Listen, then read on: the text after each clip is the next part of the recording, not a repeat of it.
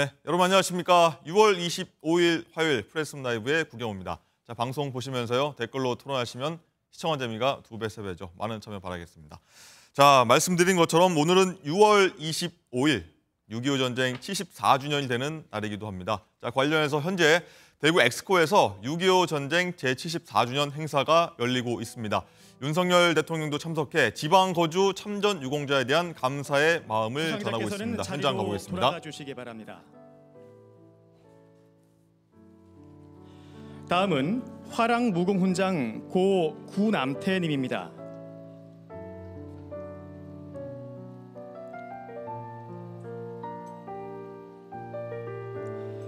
화랑 무공훈장 전 육군 제1보병사단 육군 상병 고 구남태. 이하 내용은 같습니다. 아들 구민호님께 수여됩니다.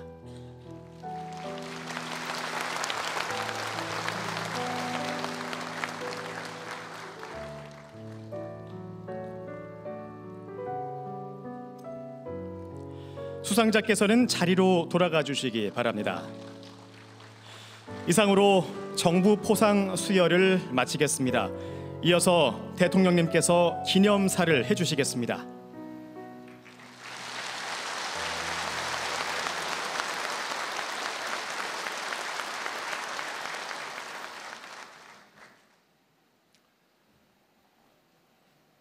존경하는 국민 여러분, 6.25 전쟁 참전 용사와 유가족 여러분, 주한 외교 사절을 비롯한 내외 귀빈 여러분, 고귀한 생명을 바쳐 대한민국의 자유와 평화를 지켜주신 호국 영령과 유엔군 전몰 장병들의 영면을 기원합니다. 구국의 일념으로 포화 속으로 뛰어드신 참전 용사 여러분께 경의를 표하며 오랜 세월 아픔을 안고 살아오신 유가족 여러분께 위로의 말씀을 드립니다. 74년 전 오늘 1950년 6월 25일은 우리 역사에서 가장 가슴 아픈 한 페이지로 기록되어 있습니다. 모두가 잠든 새벽, 북한 공산군의 기습 남침으로 3일 안에 수도 서울이 함락됐고 온 국토가 폐허가 됐습니다. 인명 피해는 더욱 처참했습니다. 3년간 이어진 전쟁으로 우리 국군 14만 명과 미군을 비롯한 유엔군 4만 명이 전사했고 사망, 학살, 납치, 실종된 우리 국민은 100만 명에 달했습니다. 북한 정권이 적화 통일의 야욕에 사로잡혀 일으킨 돌이킬 수 없는 참극입니다. 오늘 6.25 전쟁 74주년 정부 행사를 여는 이곳 대구는 전쟁 초기 33일 동안 임시 수도로서 대한민국을 지탱했던 곳입니다. 이후 부산까지 수도를 옮겨야 했고 국토의 90%를 빼앗기기도 했지만 우리는 포기하지 않았습니다. 대한민국을 지키기 위해 달려와준 유엔군과 함께 낙동강 방어선을 구축했습니다. 이곳 낙동강 방어선에 대한민국의 자유와 미래가 달려 있었습니다. 포항, 칠곡 다부동, 안강, 영천을 비롯하여 대구와 경북 곳곳에서 치열하게 싸웠고 값진 승리를 거뒀습니다. 이 결정적인 승리는 대한민국이 절체절명의 위기를 극복하고 다시 일어서는 전환점이 되었습니다. 인천 상륙작전을 성공시키며 우리는 전세를 역전시켰고 이 땅과 하늘 그리고 바다에서 공산군을 몰아낼 수 있었습니다. 하지만 1953년 7월 27일 정전협정으로 포화가 멈췄을 때 우리에게 남은 것은 모든 것이 사라진 절망의 국토뿐이었습니다. 그래도 위대한 우리 대한민국 국민들은 결코 주저하지 않았습니다. 피로써 자유 대한민국을 지킨 호국 영령들의 뜻을 이어받아 눈부신 산업화의 기적을 이루어냈습니다.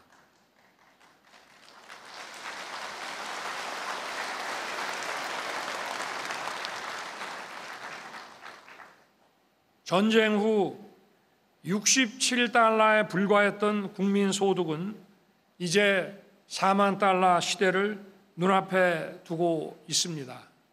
지난해 처음으로 일본을 추월했습니다. 비약적인 경제 성장을 디딤돌로 해서 모범적인 자유민주주의 국가를 건설했습니다. 경제는 물론 외교, 안보, 문화를 비롯한 다양한 분야에서 국제사회를 이끌어가며 책임과 역할을 다하는 글로벌 중추 국가로 도약하고 있습니다.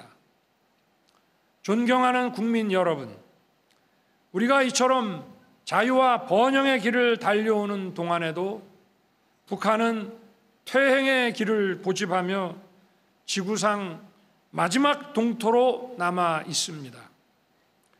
주민들의 참혹한 삶을 외면하고 동포들의 인권을 잔인하게 탄압하면서 정권의 안위에만 골몰하고 있습니다. 국제사회의 거듭된 경고에도 여전히 핵과 미사일 능력을 고도화하여 끊임없이 도발을 획책하고 있습니다. 최근에는 오물풍선 살포와 같이 비열하고 비이성적인 도발까지 서슴지 않고 있습니다. 지난주에는 우크라이나 전쟁을 일으킨 러시아와 포괄적 전략적 동반자 관계에 관한 조약을 맺고 유엔 안보리 결의를 정면으로 위반하는 군사 경제적 협력 강화마저 약속했습니다. 역사의 진보에 역행하는 시대착오적 행동이 아닐 수 없습니다. 정부는 북한의 도발과 위협에 맞서 대한민국의 자유민주주의와 우리 국민의 삶을 든든하게 지키겠습니다. 우리 군은 어떠한 경우라도 북한이 대한민국을 감히 넘보지 못하도록 확고한 대비 태세를 유지하고 북한의 도발에 압도적으로 단호하게 대응할 것입니다.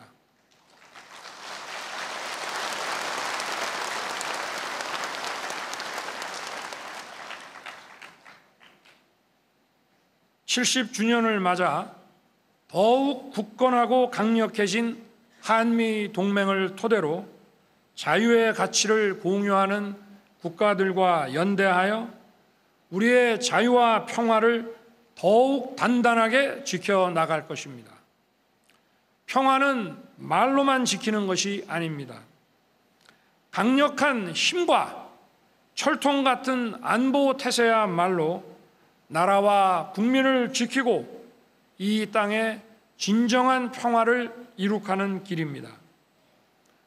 우리가 더 강해지고 하나로 똘똘 뭉치면 자유와 번영의 통일 대한민국도 결코 먼 미래만은 아닐 것입니다.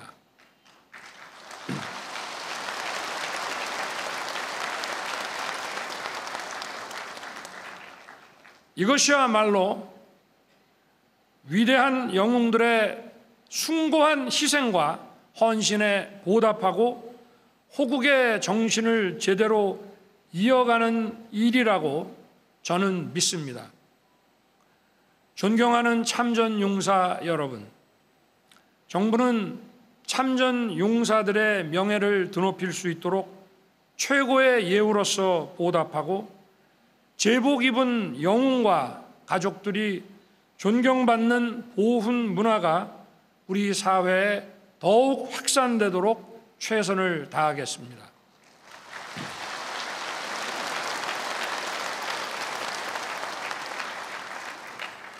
대한민국과 우리 국민들은 나라를 위해 희생하고 헌신한 영웅들을 영원히 기억할 것입니다. 자유와 번영의 대한민국을 더욱 크게 발전시키기 위해 저와 정부의 모든 힘을 쏟겠습니다. 감사합니다.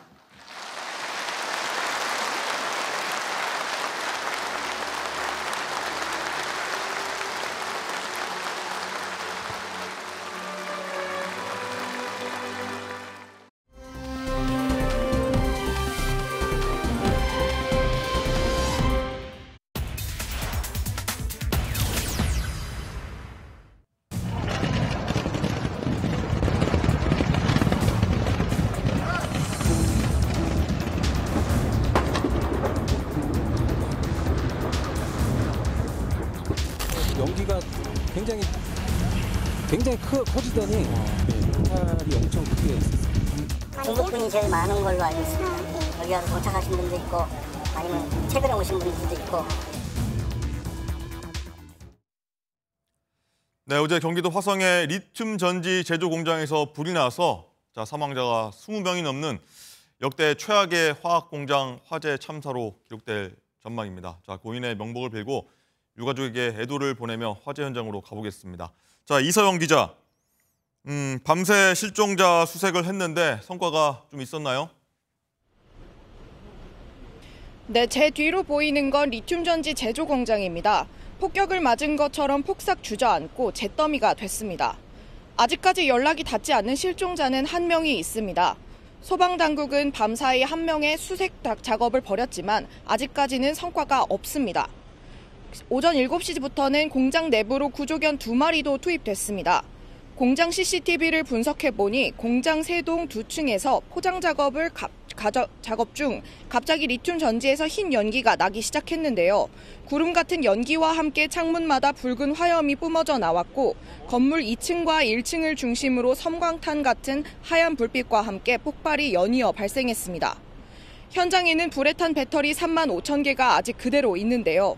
전부 다 연소가 됐는지 또다시 배터리에서 불이 붙을지 알 수가 없는 상황이라 아직은 긴장의 끈을 놓을 수는 없는 상태입니다.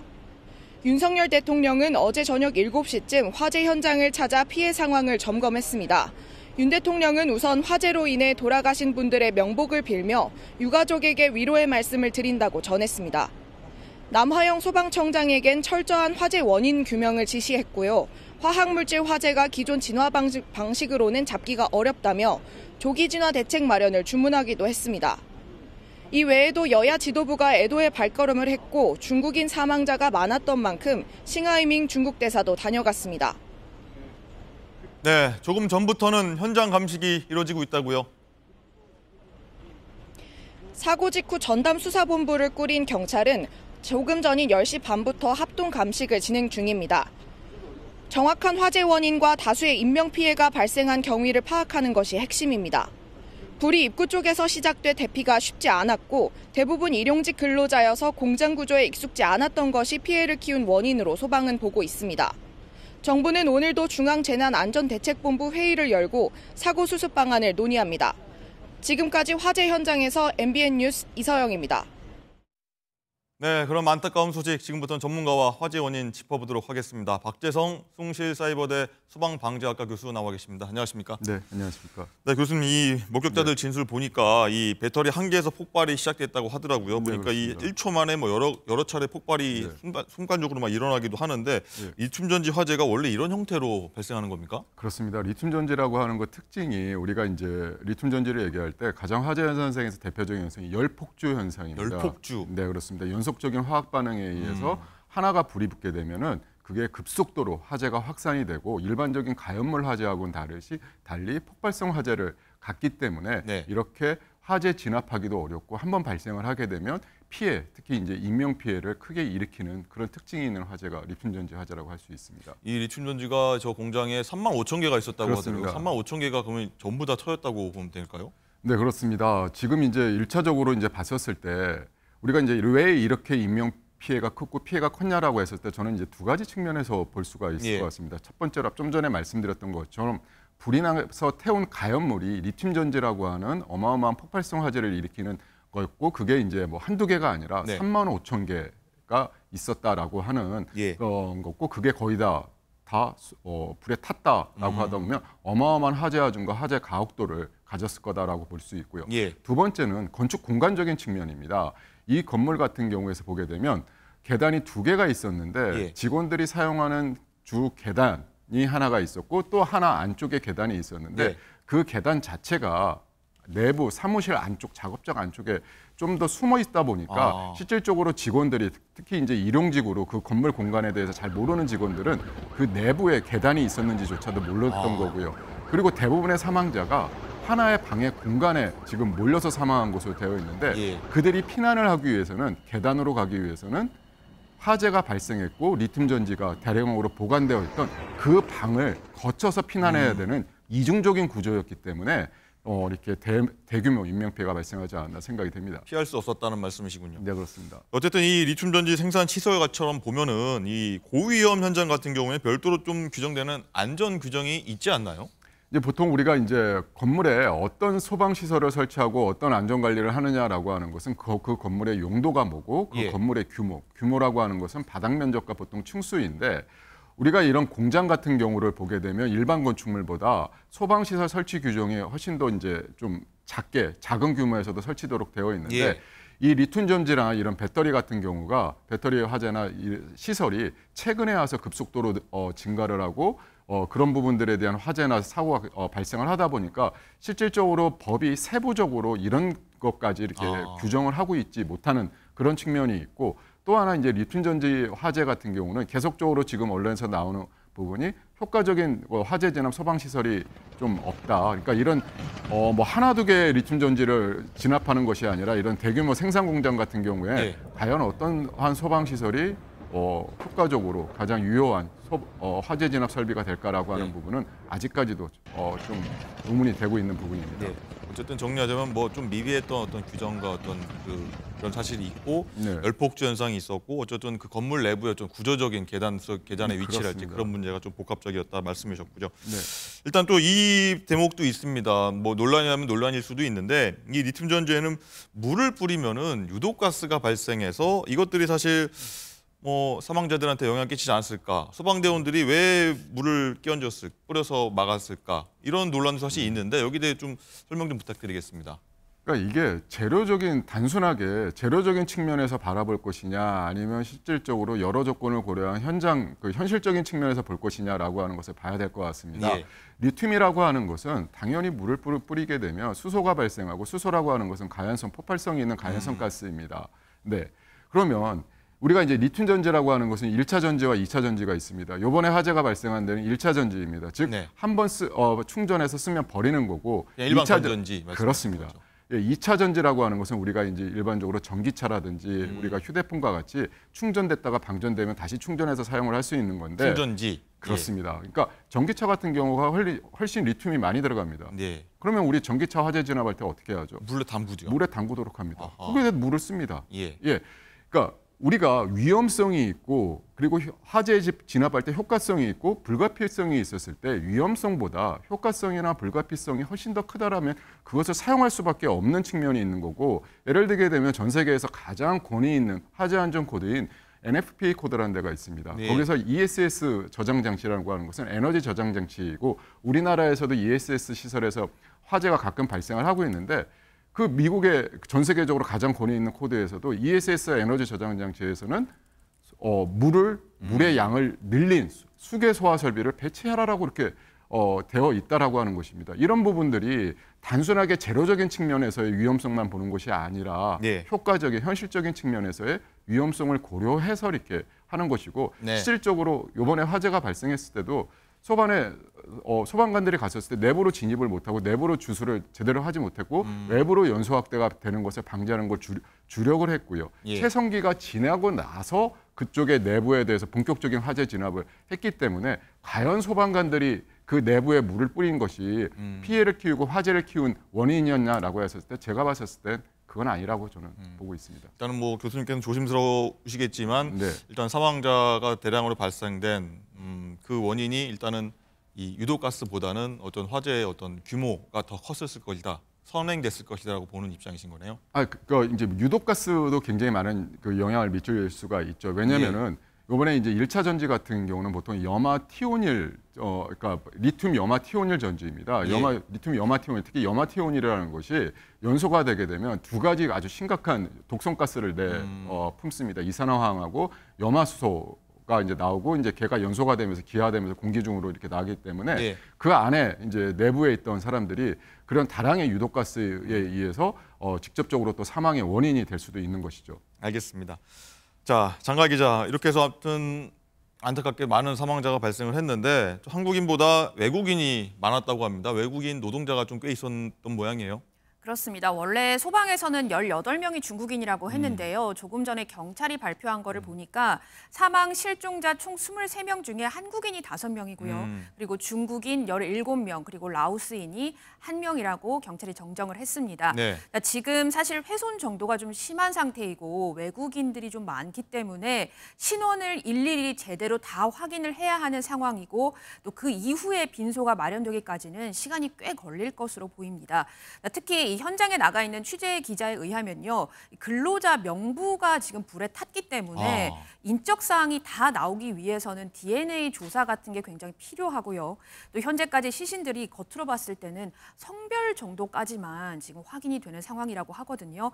또 이들의 유족이 지금 한국에 있는지 아니면 또 본국에 있는지 이런 것조차 확실하지가 않은데 또 해외에 있다면 또 공조 요청을 통해서 DNA 대조를 해야 되기 때문에 예. 이 신원 확인 자체에도 꽤 오랜 시간이 걸릴 것으로 현재까지는 파악이 되고 있습니다. 예, 여러모로 안타까운 상황인데, 자, 그럼 이 리튬 전지를 생산하는 이 업체는 어떤 곳인가요? 이 업체는요, 이 코스닥 상장사이자 휴대폰 금속 부품 제조사인 에스코넥이라는 회사의 자회사인데요. 예. 2020년 5월에 출범을 했고요. 이 에스코넥이 2023년 말 기준 이 아리셀, 이 업체의 지분 96%를 보유를 하고 있습니다. 자, 이 아리셀이라는 이 업체는 리튬 1차 전지를 제조하고 판매하는 것을 주력 사업으로 하고 있는데 1차 전지는 이 건전지처럼 한 번 쓰고 버리는 전지인데 이 아리셀이라는 업체는 군용 그리고 산업용 리튬 1차 전지를 생산을 해서 이 중동 지역에 주로 수출을 하고 있었다고 네. 합니다. 이 군용 산업용이라고 하면 뭐 무전기, 야시경, 통신 장비, 휴대용 의료기기 등의 이 리튬 1차 전지가 들어가게 되는 겁니다. 그렇군요. 자, 그리고 사망자와 유가족분들 안타까운 사연도 속속 전해지고 있는데, 자, 장 기자, 들어보니까 너무 안타까운 사연들이 많더라고요. 그렇습니다. 현재까지 확인된 이 사망자 대다수가 아까 말씀드렸듯이 일용직 노동자분들이 굉장히 또 많고 외국인 분들이 많은데 이 큰 돈을 좀 벌어보겠다고 코리안 드림을 찾아서 한국으로 왔다가 참변을 당하신 분들이 많았습니다. 특히 2층에 이 단순 포장 작업을 하는 곳에 외국인 노동자가 유독 더 많이 몰려 있었는데 이 포장 작업하는 곳에서 화재가 시작이 된 만큼 외국인 노동자들의 희생이 많았습니다. 또 어렵게 소식을 듣고 현장을 찾은 근로자 가족들이 더 속이 터진 건요. 이 우여곡절 끝에 현장에 도착을 해도 이 언어 문제로 지금 소통이 잘 안 되고 있기 때문에 또 한 번 좌절을 겪어야 했고 또 현장을 배회하던 유족이 우리의 가족들이 어디로 지금 이송이 됐는지 그 병원을 모르고 소통이 안 되기 때문에 네. 너 어디로 데리러 가야 하냐라면서 울분을 토하는 가족들도 있었습니다. 또 경기도에서는 이 외국인 유족들에게 그래서 이 항공료, 통역비, 체류비를 모두 지원하겠다라고 얘기를 한 상태고요. 또 이 밖에 또 가족 중에 이 사촌 누나 그리고 사촌 누나 2명 그리고 친형이 모두 이 아리셀 업체에서 근무를 하고 있는 가족도 있었는데요. 다행히 친형은 화재가 발생한 건물이 아닌 다른 건물에서 어제 이제 근무를 하고 있어서 화를 면했지만 네. 지금 사촌 누나 2명은 생사가 확인이 지금 안 되는 상황입니다. 또 이 현장 감식을 할 때 오늘 유족들의 목소리도 있었거든요. 이 목소리도 한번 들어보시죠. 우리 아들은 어디 있어?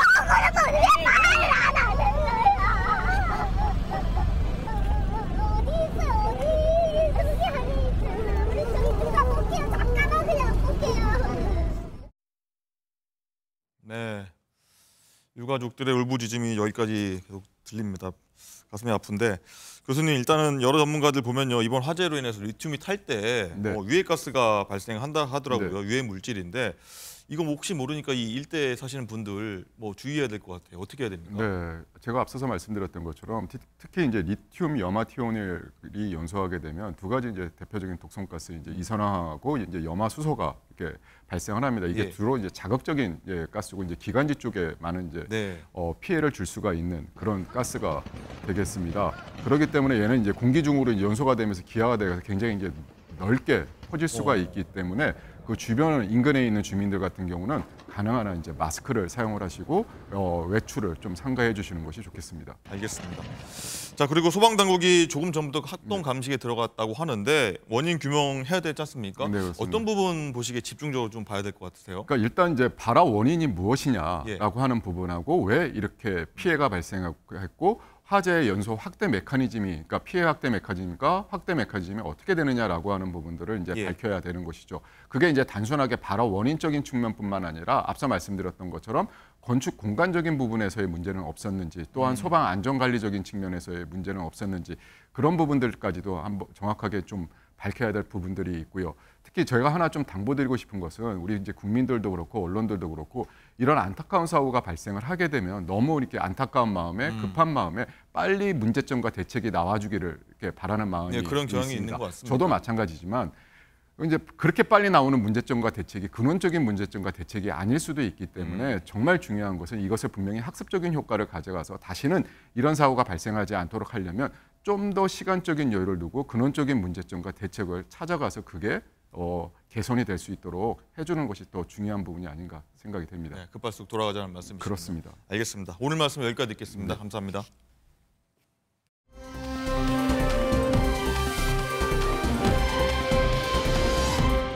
네, 어제 경기도 화성의 리튬 전지 제조 공장에서 불이 나서 사망자가 20명이 넘는 역대 최악의 화학 공장 화재 참사로 기록될 전망입니다. 고인의 명복을 빌고 유가족에게 애도를 보내며 화재 현장으로 가보겠습니다. 이서영 기자, 밤새 실종자 수색을 했는데 성과가 좀 있었나요? 네, 제 뒤로 보이는 건 리튬 전지 제조 공장입니다. 폭격을 맞은 것처럼 폭삭 주저앉고 잿더미가 됐습니다.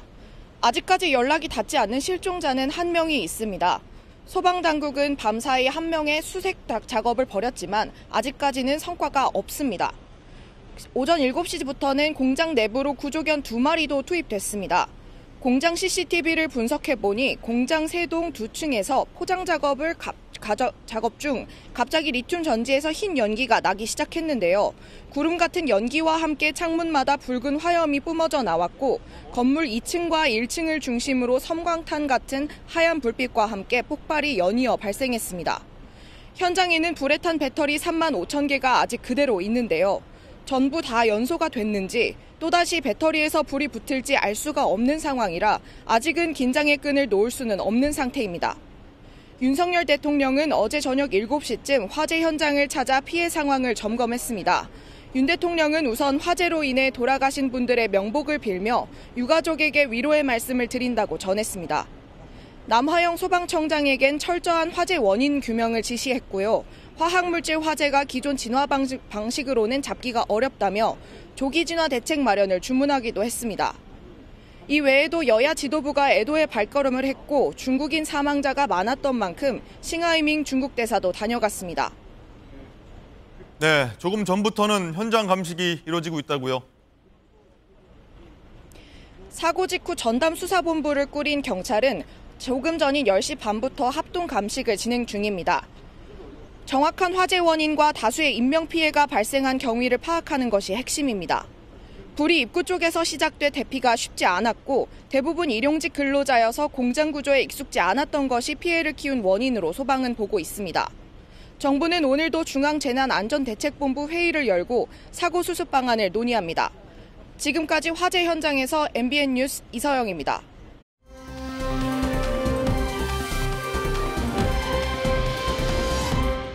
이번엔 국회로 가보겠습니다. 정치권은 국민의힘 당대표 선거에 관심이 쏠립니다. 특히 한동훈 후보가 쏘아올린 최혜병 특검법 수정 제안에 당내에서는 논쟁이 불붙은 분위기입니다. 자, 국회 취재기자 연결해서 자세히 살펴보도록 하겠습니다. 자, 서영수 기자. 자, 이른바 한동훈표 특검법을 두고 국민의힘 내에서는 찬반이 엇갈립니다. 자, 찬성 쪽은 어떤 입장인가요? 네, 한동훈 전 비대위원장은 대법원장 등 제3자가 공정하게 특검을 고르는 특검법이 논란을 종결시킬 대안이라고 강조하고 있습니다. 거대 야당이 강하게 특검법을 밀어붙이는 상황에서 합리적인 대안 제시도 하지 않고 논란을 종결시킬 수 있다는 건 순진한 발상이라는 건데요. 대통령에 대한 공격 아니냐는 지적에 대해선 이번 제안이 윤석열 정부와 국민의힘을 진정으로 살리는 길이라고 반박했습니다. 친한계로 분류되는 박정훈, 장동혁 의원도 현실적인 방법, 창조적 전략이라며 적극 옹호에 나섰습니다. 그동안 특검법 찬성 입장을 보였던 안철수 의원도 한 전 위원장의 제안에 공감을 표했고 초선 김재섭 의원 역시 충분히 합리적이라며 지지 의사를 밝혔습니다. 네, 일단 반대하는 쪽은 일단 다른 새 후보가 일단 그런 분위기인데 대통령의 탈당을 원하는 거냐 이렇게 얘기하면서 공세를 펴고 있어요. 네, 국민의힘 전당대회 레이스에 참여한 나경원, 윤상현 의원과 원희룡 전 장관 모두 한 목소리로 한 전 위원장을 비판했습니다. 먼저 윤상현 의원은 윤석열 대통령의 탈당을 원하는 게 아니냐며 한 전 위원장이 민주당 당대표에 나가는 거라 생각했다고 꼬집었습니다. 나경원 의원도 찬성 여론이 높으면 한동훈 특검법도 받겠느냐며 정쟁용 여론에 휩쓸려선 안 된다고 지적했습니다. 원희룡 전 장관 역시 당내 편가르기와 당정 관계의 위기가 우려된다며 비판에 가세했습니다. 국민의힘 내에서 특검법을 둘러싼 논쟁이 뜨거워지면서 향후 재표결 국면에서도 영향을 줄 수 있다는 전망도 나옵니다. 지금까지 국회에서 MBN 뉴스 서영수입니다.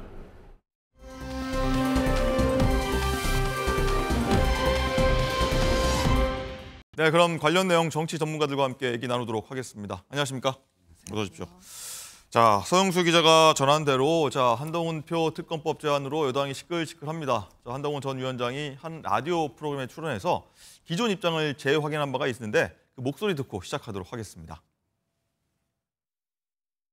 정면 돌파로서 국민들께 선택지를 드리지 않는다면 지금의 국회 구조에서 과연 민주당의 저 이상한 법안이 통과되는 거를 확실히 막을 수 있다고 자신하십니까? 그렇게 생각하지 않기 때문에 지금 상황에서는 민심에 반응하는 차원 그리고 민심의 뜻을 충분히 고려하는 낮은 모습이 필요하고 그 차원에서 정면으로 돌파하고 논란을 종결시키는 내용에 대한 제시를 하는 겁니다. 네, 한 전 위원장은 어떤 꽉 막힌 전국을 상식선에선 풀어보자.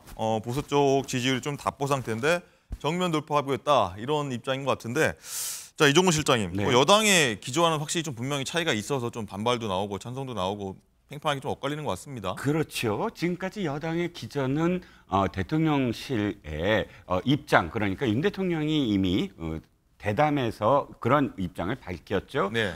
이 특검 법안들은 수사기관의 수사가 마무리됐을 때 미진하면 특검법을 수용할 수 있다. 만약 미진하면 내가 나서서 수용하겠다. 이렇게 말씀을 하신 그 기저를 그대로 받아서 입장을 변화하지 않았는데 문제는 한동훈 전 비대위원장은 이런 생각을 한 거예요. 만약에 그럼 그대로 간다면 어떻게 될 것인가. 네. 이 최혜병 특검법안은 벌써 지금 국민의힘의 현역 의원 4명이 다시 제의오면 찬성하겠다라고 한 상태예요. 안철수, 김재섭, 한지아, 그다음에 조경태. 네. 이 4의원의 만약에 의사를 밝히지 않은 4명만 더 보태면 제의 요구가 다시 이제 가결이 됩니다. 거부권이 무산이 되는 무산이 돼요. 그 거부권이 무산이 되면 그야말로 대통령의 권력, 권위는 사실 굉장히 흔들리게 됩니다. 그러니까 그 사태를 가는 것보다는 차라리 주도를 하자. 뭐 조금만 더 설명을 드리면 나머지 세 후보가 사실 연설문에서 이렇게 밝혔어요. 원희룡 후보는 레드팀을 두겠다. 레드팀을 둔다는 건 지금의 꽉 막힌 정국에 대해서 대통령실에 바른 소리 하겠다 뜻 아닙니까? 쓴 소리 하겠다. 그러면 이 최혜병 특검법을 레드팀이 얘기 안 했을까라는 얘기고요. 나경원 의원도 이렇게 얘기를 했어요. 내가 과감하게 부족한가 실수로 고쳐나가겠다. 이것도 역시 최혜병특검법이 관련될 수 있는 상황이고 윤상현 후보도 수직적 관계에서 벗어나서 불통을 벗어나서 국민과 유기적 소통을 하겠다라고 이야기했으므로 저는 이 법안이 윤상현 의원한테도 유기적 소통의 하나의 어떤 단서가 될 수 있지 않느냐. 그러면 언급을 했다 안 했다의 어떤 차이일 뿐이지 사실은 다른 그런 법안보다 이 법안은 국민들의 어떤 감정에 좀 더 밀착한 어떤 소통이 필요한 법안이므로 저는 크게 벗어나지 않는다라고 생각을 합니다. 그렇군요. 장윤주 부위원장님, 일단은 말씀하신 대로 이 4명의 국민의힘 의원이 찬성을 했고 뭐 더 동요라고 하면 뭐 지각 변동 뭐 이런 것들이 좀 있으리라 보십니까? 더 이탈표가? 가능한 이야기라고 저는 생각합니다. 물론 22대 국회에 넘어와서는 이제 8표만 뭐 이탈을 하게 된다라고 한다면 사실 대통령의 거부권이 무력화된다라는 얘기는 뭐 익히 알려져 있는 이야기이기 때문에요. 사실상 최혜병 특검법에 대해서만큼은 재표결에서 다시금 또 통과될 가능성도 얼마든지 열려 있다라고 보이는데요. 그렇지만 또 한동훈 전 위원장이 그러니까 국민의힘에서 좀 주도적으로 특검을 발의하자라는 이야기는 사실 상징적으로 본인의 입장이 대통령실과 또 수평적 관계를 정립하겠다. 그리고 본인이 어쩌면 뭐 비윤 내지는 반윤의 그런 위치에 있다라는 것을 상징적으로 보여주는 장면일 수는 있을 것 같아요. 그렇지만 이 특검법 논란의 현실적인 문제로 들어가 보자라고 한다면 또 실질적으로 크게 의미 있는 이야기는 아닐 수 있거든요. 왜냐하면 아시다시피 지난주에 이미 최혜병 특검법은 법사위 통과했습니다. 그리고 민주당은 7월 4일 본회의에서 이 특검법을 통과시킬 지금 일정으로 국회를 지금 하고 있는 상황이거든요. 그러면 국민의힘의 전당대회는 7월 23일에 있으니까 사실 그 전에 이미 민주당 주도로 최혜병 특검법이 통과될 가능성이 높고요. 그 이후에 대통령이 거부권을 행사할지 말지 또 이런 전국으로 넘어가게 됩니다. 그렇기 때문에 한동훈 전 위원장이 본인이 뭐 당대표가 되면 주도해서 뭐 특검법을 발의하겠다라는 이야기가 뭐 상징적인 의미는 될 수 있겠지 모르겠지만 현실적으로 지금 현재 국회 일정과 미루어 봤을 때는 크게 의미 있는 이야기는 아닐 수 있겠다 이렇게 생각합니다. 알겠습니다. 어쨌든 한 전 위원장이 써올린 나경원, 윤상현, 원희룡 전 장관 어제 한 목소리로 비판했습니다. 그 목소리 듣고 오시죠. 잘못된 정쟁용 여론에 휩쓸려서는 안 된다. 그러면 한동훈 특검법도 바뀌느냐라고 되묻고 싶다는 말씀. 그 내부 전선을 교란시키는 행위입니다. 당정하게 파탄나고요. 그럼 윤석열 대통령 탈당 이거 원하는 거 아닙니까?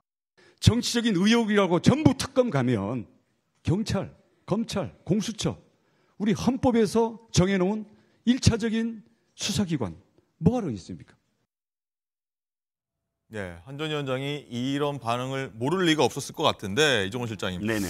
그렇다면 일단 당대표 선거에 나오겠다고 출사표를 던졌을 때 어떤 그 효과는 지금 거두고 있는 겁니까? 어떻게 봐야 됩니까? 내부에서도 굉장히 많은 격론이 있었다고 해요. 한동훈 비대위원장의 연설문에 담을 것인가 아니면 일문일답으로 할 것인가 이런 부분부터 시작을 해서 이번에 꼭 이걸 이야기할 것인가 굉장히 많이 격론을 했는데 결론은 이렇게 일문일답으로 질문이 나왔을 때 답을 하는 형식으로 결론을 내렸다고 합니다. 저는 이게 옳고 그름 이건 좀 떠나고 그러니까 지금 장 의원께서 말씀하신 부분은 조금만 답을 한다면 전혀 다르다. 왜냐하면 민주당 안은 지금 문제가 있으므로 그건 거부하고 새롭게 안을 내서 다시 시작해보자라는 게 이제 이야기고 정치공학적으로 얘기하면 한동훈 비대위원장의 한수 딱 던지는 한 수였다. 왜 그러냐면 사실 연설문은 크게 비교가 안 됐어요. 내용이 네 사람의 어떤 연설문은. 그런데 한동훈 비대위원장이 일문일답에서 이 최혜병 특검법에 대해서 새롭게 제안을 하겠다라고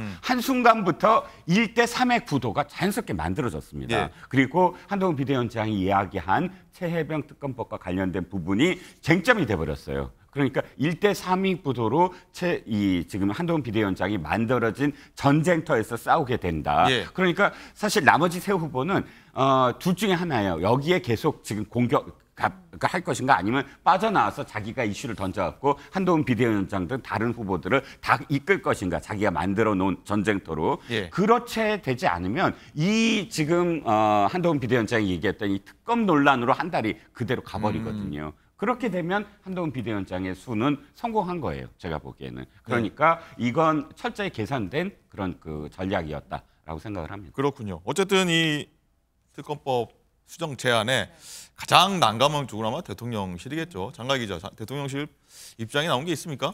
우선 한동훈 전 위원장이 바로 조금 전에 언급한 게 있는데요. 이거부터 좀 전해드리면 이미 특검 논리가 어떻다 저떻다 이야기할 단계가 지났다는 게 이 한동훈 위원장의 판단이다라고 네. 본인이 언급을 했고요. 또 거부권 행사한 이후에 재의결이 됐을 때 이 정도 합리적인 대안을 제시하지 않은 상태에서 과연 거부권을 재의결하는 것을 막을 자신이 있습니까? 라고 반문을 했습니다. 자, 하지만 대통령실 관계자는 특검은 이 수사기관의 수사 결과 진상규명이 미진하다고 판단이 됐을 때 발의할 수 있는 것이라면서 이 수사 종결 전에는 안 된다는 태도를 다시 한번 분명히 했는데요. 당초 좀 극단적인 여소야대라는 현 상황에 대해서 진단과 해법에 대해서 뭐 다양한 의견이 있을 수 있다라고 했지만 이제는 대통령실에서 반대 입장을 굉장히 분명히 하고 있는 모습으로 좀 바뀌었습니다. 네, 어쨌든 한 전 위원장이 이런 발언을 두고서 내가 반윤 선언한 거 아니냐, 반윤이다 이렇게 뭐 이런 여러 가지 해석이 나오는데 장윤주 부위원장님, 이 대통령실에서는 한 전 위원장이 선출됐을 경우에 가장 우려되는 점 뭘로 볼까요? 아무래도 이제 최혜병 특검법에 대해서 일단 여당의 입장과 조금 결이 다르죠. 물론 뭐 여러 가지 조건을 붙이고 있고 뭐 제3자가 특검을 추천한다 이런 이야기를 붙이고는 있지만 그래도 집권 여당은 그동안 공수처의 수사 결과를 보고 미진하면 조건부를 달아서 특검을 도입할 수 있다 이런 취지였거든요. 그러나 한동훈 전 위원장은 공수처의 수사 결과와 상관없이 지금 특검을 발의하겠다라는 것이기 때문에 사실상 그냥 반대만 하겠다라는 입장은 아닌 것으로 보입니다. 당연히 대통령실 입장에서는 좀 불편할 수도 있겠다라는 생각이 들고 그 불편한 기류들이 지금 언론 보도를 통해 나타나고 있는 것일 텐데요. 네.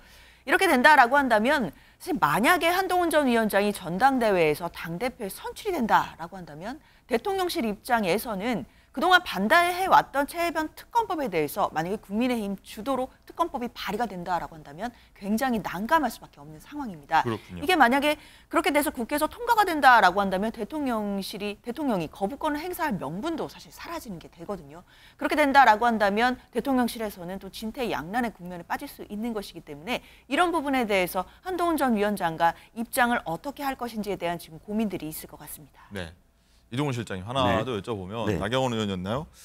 한동훈 본인 특검도 민주당에서 좀 얘기하고 있는데 이거 받을 거냐라고 얘기하는데 그렇게까지 가지는 않겠죠? 아, 그렇겠죠. 지금 이제 일단 나경원 후보 같은 경우는 이제 각을 세워야 되고 그 각을 세우는 것을 어디까지 자신의 어떤 차별화된 이미지를 보일 것이냐라는 생각으로 그런 언급을 했는데 또 윤석열 의원도 대통령의 탈당이다 이렇게 표현한 것도 지금 눈에 들어옵니다. 그런데 나경원 후보 입장에서는 좀 곤란한 부분이 있어요. 왜냐하면 나경원 후보가 지금 지지하는 의원, 제일 먼저 지지한다고 함께 하겠다는 의원이 조경태 의원이에요. 조경태 의원은 제의 요구가 오면은 찬성하겠다고 입장을 밝혔는데 나경원 후보와 함께 지금 뜻을 함께 하잖아요. 그러니까 그것도 사실 나경원 후보 입장에서는 좀 뭐랄까요, 아이러니한 그런 측면이 있고, 그러니까 일단 지금은 이 한동훈 비대위원장이 던진 그런 그 전쟁터에서 자기가 차별화될 수밖에 없는 상황이기 때문에 지금 이런 언급을 계속 하고 있다 정도로 이해하셔야 될 것 같습니다. 알겠습니다.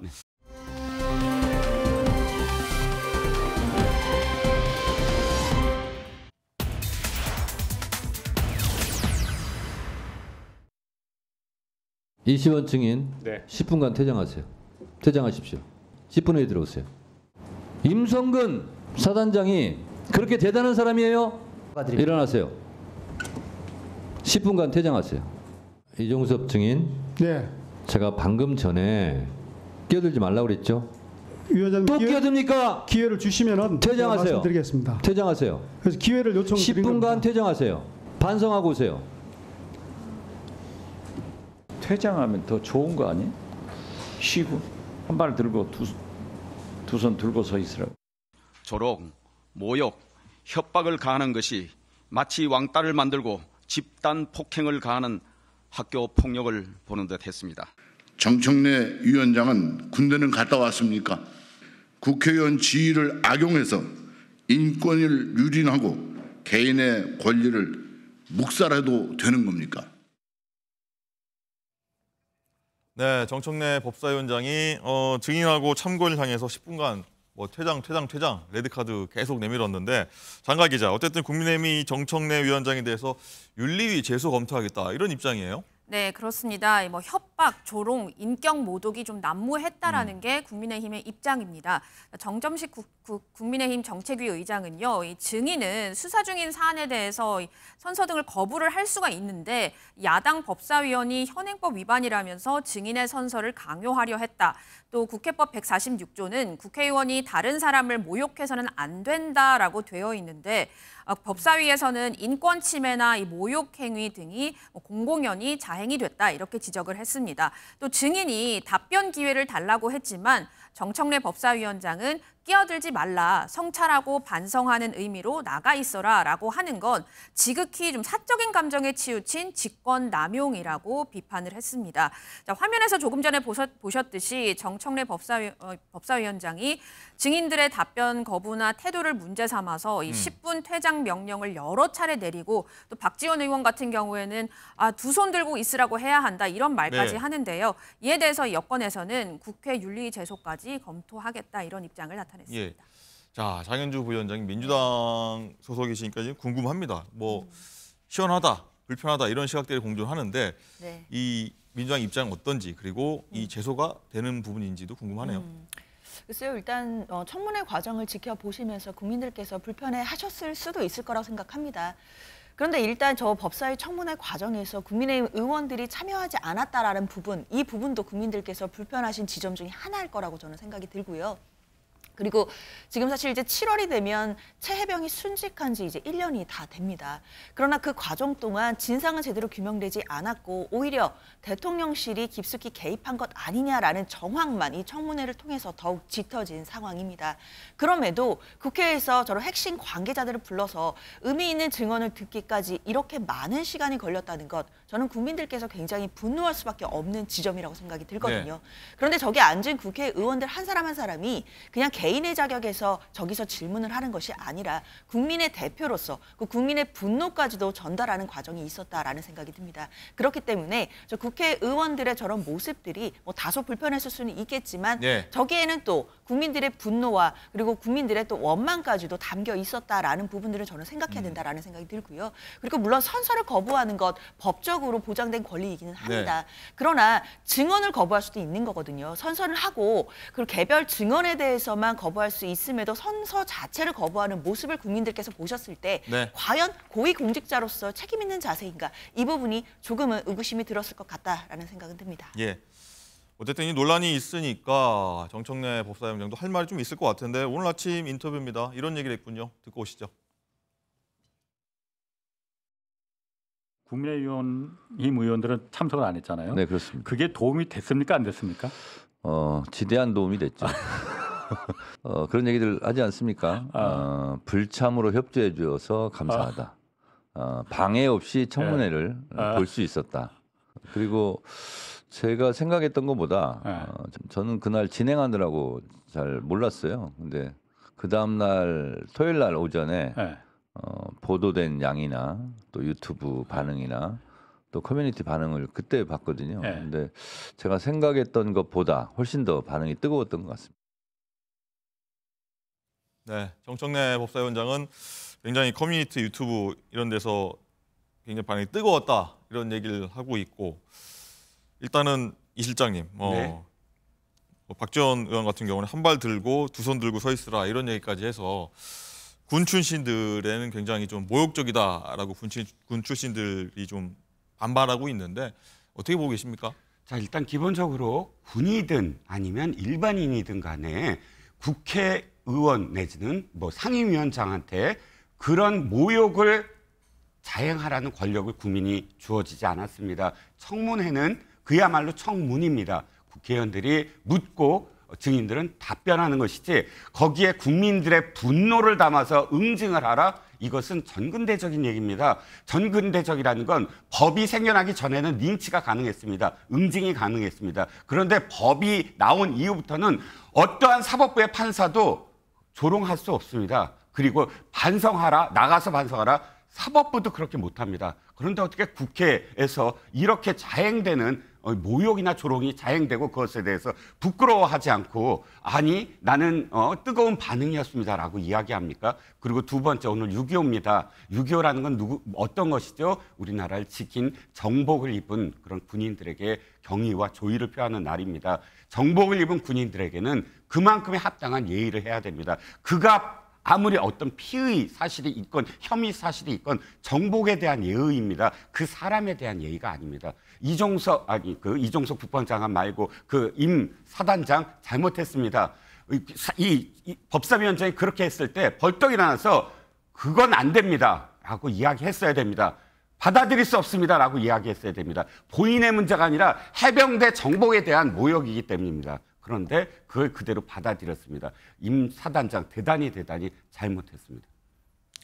알겠습니다. 두 분 말씀 여기까지 듣도록 하겠습니다. 감사합니다.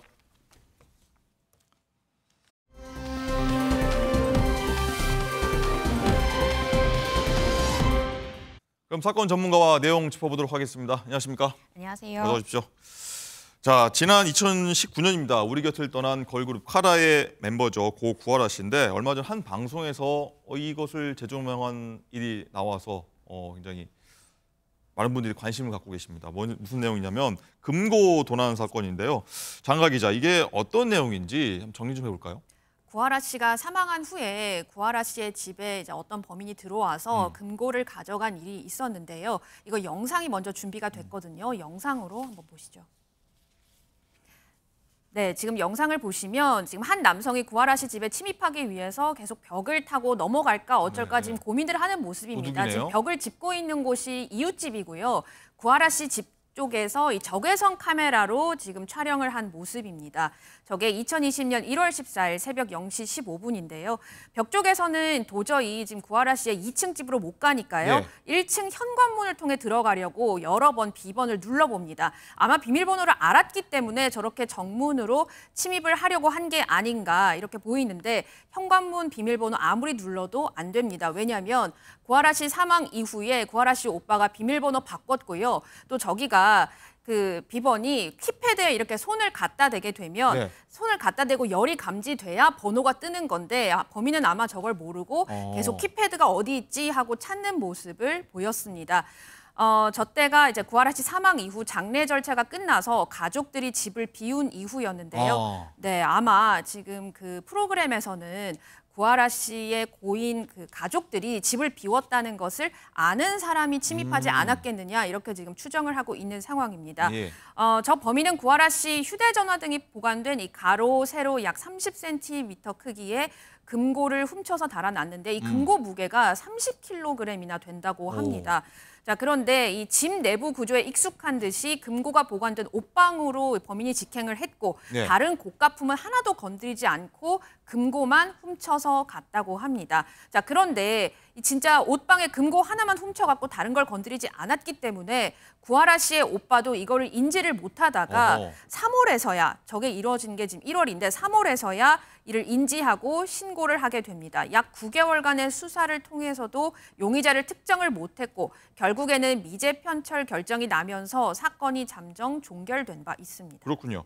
이곤 변호사님, 어쨌든 이 금고털이범의 몽타주가 공개됐는데 자, 뜬금없이 범인으로 지목된 분이 있어서 좀 뭐랄까요? 이것도 화제가 됐습니다. 맞습니다. 지난 22일 이제 한 언론사의 이 시사보도 프로그램에서 이 범인의 몽타주가 공개가 됐는데요. 그 범인의 모습이 가수 지코 씨랑 유사하다라는 가수 지코 씨? 네, 지코 씨랑 유사하다라는 일부 네티즌의 의혹들이 제기가 됐습니다. 근데 이에 대해서 지금 지코 씨 측의 소속사에서는 사실 무근이다라면서 이 부분에 대한 댓글이나 허위 글에 대해서는 강경하게 법적 조치를 취하겠다라는 입장을 전했는데요. 제가 오늘 방송 들어오기 전에 구하라 씨 측 법률 대리인인 노종호 변호사를 좀 취재를 해봤는데요. 네, 뭐라고 합니까? 네, 금고 안에는 아까 기자님께서 말씀 주셨던 대로 무엇이 있었냐. 구하라 씨는 과거에 쓰던 핸드폰을 금고 안에 넣어놓는 습관이 있었다는 거예요. 그 안에는 휴대폰과 부동산 관련 계약 서류가 있었다는 거죠. 그러니까 그 생전에 구하라 씨랑 친분이 있었다, 이 범인은. 그래서 그 안에 어떤 핸드폰이 들어있다는 사실을 알았기 때문에 그 금고를 가져갔는데 근데 이 범인이 놓친 게 있습니다. 뭔가요? 바로 이 유족들이 구하라 씨 사망 이후에 유산을 정리해야 되잖아요. 네. 그래서 부동산 계약 서류가 그 금고에 있으니까 예. 그 부동산 계약 서류뿐만 아니라 휴대폰도 싹 다 가져와서 사실 31kg 되는 금고를 가져왔지만 그 안에 비어 있었던 금고였다. 네, 그 부분까지도 확인을 했습니다. 비어 있었다. 네. 그럼 범인은 뭘 생각으로 그거를 비어 있었다는 걸 몰랐다는 거죠. 즉 구하라 씨랑은 친분이 있지만 유족과는 전혀 친분 관계가 없었기 때문에 이미 유족이 치웠다는 사실을 몰랐던 사람이 범인일 가능성이 높을 것 같습니다. 그렇군요. 어쨌든 이 영상까지 공개가 됐는데 네. 진짜 범인 찾기 어려운 겁니까? 지금 이게 아까 기자님 말씀 주신 대로 사건 직후 바로 이게 신고가 됐었어요. CCTV도 확인을 해볼 수 있고 동선을 추적해야 뭐 예를 들어 중간에 택시를 탔다 이러면 택시 카드 결제 내역 같은 걸 통해서 소유주를 확인해 볼 수 있고요. 또 그 범행 현장에 지문을 채취해서 그 지문을 대조함으로써 범인을 특정할 수가 있는데 이 모든 게 2달 가까이 지난 후에 그러니까 49제로 유족이 지난 후에야 알았다는 겁니다. 그 친오빠가. 그래서 늦게 신고가 되는 바람에 몽타주 외에는 특정할 수 있는 게 없어서 범인을 좀 검거하기는 힘든 상황이라고 합니다. 일단은 아는 사람 소행일 가능성이 높다 이렇게 네. 좀 추정이 되는 상황이고요. 일단 그리고 장가희 기자, 일단 고 구하라 씨가 이 사망 전에 그 소셜 미디어에다가 무섭다, 뭐 비밀 계정이라고 합니다. 무섭다라고 글을 남겼다고 하는데 그래서 이것들이 다 연결되는 것들 아니야라고 좀 의구심이 들긴 하거든요. 그렇습니다. 지금도 이 구하라 씨 SNS를 들어가 보면 2019년 11월 23일에 잘자라고 한마디가 올라와 있습니다. 이후 바로 다음 날인 24일에 구하라 씨가 갑작스레 생을 마감을 하는데요. 이 사망 당일 구하라 씨는 가까운 지인들만 아는 비밀 계정에다가는 무섭다라는 글을 올렸던 것으로 밝혀졌습니다. 이 지인들은 뭐 왜 무서워 바보야 나는 늘 내 편이다라는 등의 댓글을 올리면서 구하라 씨를 위로했는데요. 그리고 얼마 지나지 않아서 구하라 씨의 사망 소식이 전해졌는데 사망 당시 이 현장에서는 간단한 메모만 발견됐고 유서는 없었다고 합니다. 네. 자, 구하라 씨는 또 사망 전날 가까운 지인인 A 씨에게도 전화를 걸었던 것으로 알려졌는데 자, 버닝썬 승리 사단의 핵심 인물인 A 씨는 구하라 씨가 저녁에 구하라 씨가 자신에게 밥을 먹자고 했는데 A 씨가 당시 약속이 있어서 거부를 했고 그러면 하라야 우리가 생일날 보자라고 하고 끊었다고 합니다. 그렇군요. 그런데 그 다음 날 아침에 비보를 들었다면서 그것이 알고 싶다 제작진에게 밝혔습니다. 현재까지 이 무섭다라는 그 말이 어떤 이유로 쓰이게 된 것인지에 대해서는 밝혀지지 않은 상태에서 계속해서 지금 추측만 난무하고 있는 상황입니다.